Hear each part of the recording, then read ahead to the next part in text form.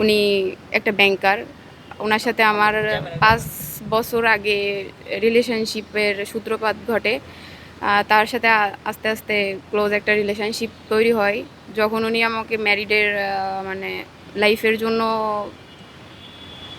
অভি প্রস্তাব দেয়, তখন আমি উনার প্রস্তাবে রাজি হই। আর আমার ফ্যামিলিতে যখন জানাই যে আমি উনাকে বিয়ে করব, তো উনার বয়স আর আমার বয়সের একটা ডিফারেন্স নিয়ে ফ্যামিলি সবাই মানে বিয়েতে অস্বীকৃতি জানায়। এই জন্য আমি নিজেই পার্সোনালভাবে বিয়ে করছি নিজের সম্মতিতে। যখন বিয়ে করছিলাম মানে বসুন্ধরা থেকে 2025 সালে, তখন উনি উনার অ্যাডভোকেট দিয়ে একটা কোর্ট ম্যারেজ পেপারের করছিল, স্টাম্প করছিল, যেটা আমি জানি, কিন্তু সেটা সম্পূর্ণ ভিত্তিহীন এখন।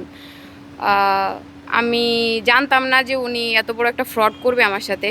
তো রিসেন্টলি ফেব্রুয়ারি মাসের 3 তারিখে যখন আমার প্রেগনেন্সি পজিটিভ আসে, তখন ওনার আসল রূপটা আমার সামনে আসে। কারণ আমি জানতাম না যে উনি ম্যারিড। কারণ আমাকে বলা হয়েছিল যে উনি মানে ওনার ওয়াইফ ছিল, কিন্তু ওনার ওয়াইফের বেবি হয় না, আর প্রবলেমের কারণে ওনার ওয়াইফ মারা গেছে। তো 3 তারিখে যখন প্রেগনেন্সি পজিটিভ আসে, উনি আমার সাথে মানে অনেক খারাপ ব্যবহার করে, আর বেবিটা মিসক্যারেজ করে দেওয়ার জন্য অনেক ট্রাই করে।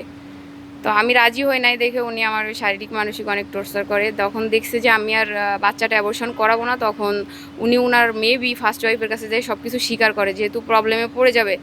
তো ওনার ফার্স্ট ওয়াইফ তুরাগ থানাতে অ্যাডভোকেট আরিফুজ্জামান শাহান, এবং ফার্স্ট ওয়াইফের মামা উনি একজন এমপি রাজশাহী বিভাগের।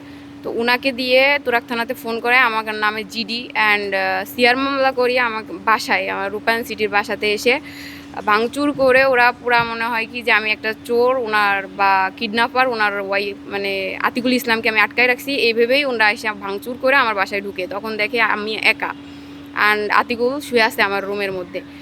তারপরে ওরা আমাকে দুনিয়ার মানে পুরা হ্যারাসমেন্ট করছে। পুলিশ যে অপারেশন বিভাগের যে টোকন-উজ্জামান ছিলেন তুরাগ থানার, উনি এসে আমাকে খারাপ, নষ্টা মহিলা এইগুলা বলে পুরা আমার রূপায়ণ সিটি সোসাইটি সিকিউরিটি গার্ডের সামনে অপমান করে আমার বাসা থেকে আতিকুলকে নিয়ে যায়। নিয়ে যাওয়ার পরে যখন আমি পরে থানাতে গেছি, যাওয়ার পরে উনি আমার মামলা কি মানে আমার অভিযোগ কী নিবে, উনি উল্টে আমার কাছে অনেকগুলা ডকুমেন্টস দিয়ে বলে যে এটা তুমি আতিকুলকে ব্ল্যাকমেল করার জন্য ওখানে নিয়ে গেছো, তোমার নামে মামলা হয়েছে, সিআর জিডি করা হয়েছে সাইবার ক্রাইমে, আমি অপরাধী। আচ্ছা, যখন আমি প্রেগনেন্সি টেস্টের বিষয়টা বলছি যে ভাইয়া আমি প্রেগনেন্ট, বাট আমাদের ম্যারিড লাইফও ছিল ওখানে সবাই, এখানে আমরা প্রায় 6 মাস আছি, 6 মাসের রূপায়ণ সিটির সবাই জানে আতিকুল আর আমি হাজব্যান্ড ওয়াইফ।